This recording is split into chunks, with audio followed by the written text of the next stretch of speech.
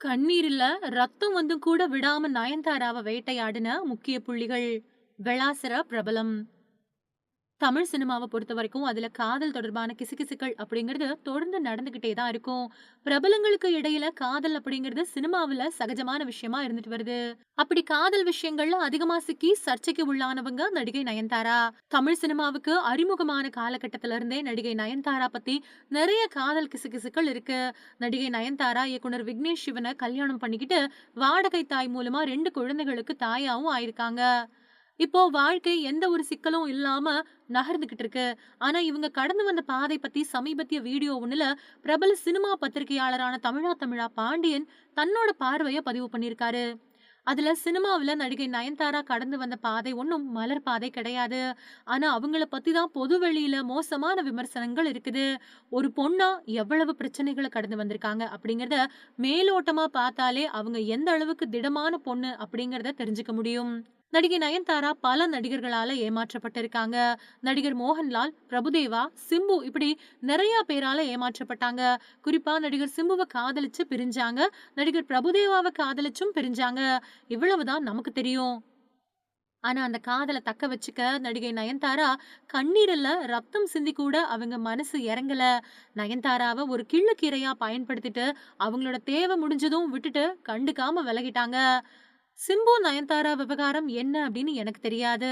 ஆனா பிரபுதேவா நயன்தாராவுக்காக தன்னோட குழந்தைகளையும், மனைவியையும் விட்டுட்டு வந்தாரு.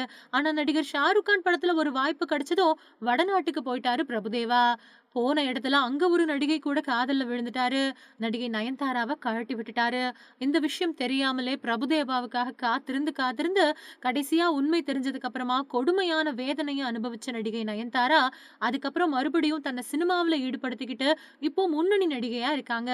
இப்படி நயன்தாராவ ஏமாத்துன நடிகர்கள் எல்லாருமே சினிமாவுல இன்னைக்கு முக்கிய புள்ளிகள். ஆனா திட்டுறதுக்கு நடிகை நயன்தாரா பேர மட்டும் எடுத்துக்கிறாங்க. இது தப்பு அப்படின்னு பேசியிருக்காரு தமிழா தமிழா பாண்டியன். தமிழ் சினிமாவுல அதிக வருமானம் பெறும் நடிகைகள்ல முக்கியமானவங்களா இருக்கிறவங்க தான் நடிகை நயன்தாரா. மலையாளத்துல இருந்து தமிழ் சினிமாவுக்கு நடிக்க வந்தப்போ ரொம்பவே குறைஞ்ச சம்பளத்துக்கு தான் நயன்தாரா நடிக்கிறதுக்கு வந்தாங்க.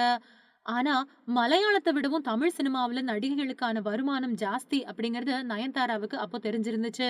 அதனால மலையாளத்துல வாய்ப்புகள் வந்தப்பவும் கூட, மலையாளத்துல நடிக்காம தமிழ் சினிமாவுல வாய்ப்புகள தேடிக்கிட்டு இருந்தாங்க. தமிழ்ல ஐயா படம் அவங்களுக்கு நல்ல வரவேற்பு பெற்றுக் குடுத்தது. அதுக்கப்புறமா நடிச்ச சந்திரமுகி படம் அவங்களுக்கு வரவேற்பு பெற்றுக் குடுத்தது. தொடர்ந்து அந்த 2 படங்கள்லயும் பாரம்பரிய உடைகள்ல நடிச்ச நயன்தாரா, கஜினி படத்துல நடிக்கும்போது அதிக கவர்ச்சியோட நடிச்சாங்க. இதனால அவங்களுக்கு எந்த வகையான கதாபாத்திரமா இருந்தாலும் ஒத்துப்போகும் அப்படிங்கிற நிலை இருந்து வந்துச்சு. இப்போ தமிழ் சினிமாவிலேயே அதிக சம்பளம் வாங்கக்கூடிய நடிகையா நயன்தாரா இருந்துட்டு வராங்க.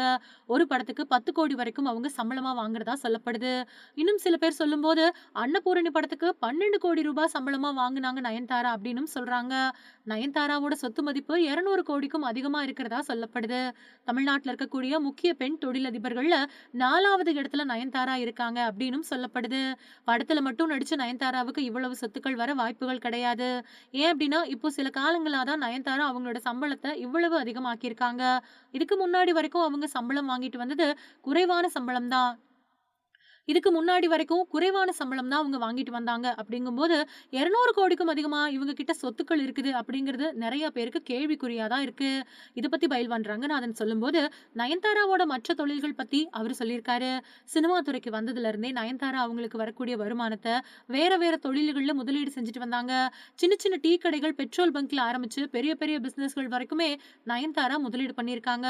துபாய்ல கூட அவங்க பிசினஸ் பண்ணிட்டு வராங்க. ஆனா நயன்தாரா முதலீடு செஞ்சாங்க அப்படின்னு மக்களுக்கு தெரியும் தொழில்கள் ரொம்பவே கம்மிதான். முக்கியமா இப்போ அழகு சாதன பொருட்கள நயன்தாரா விற்பனை பண்ணிட்டு வராங்க.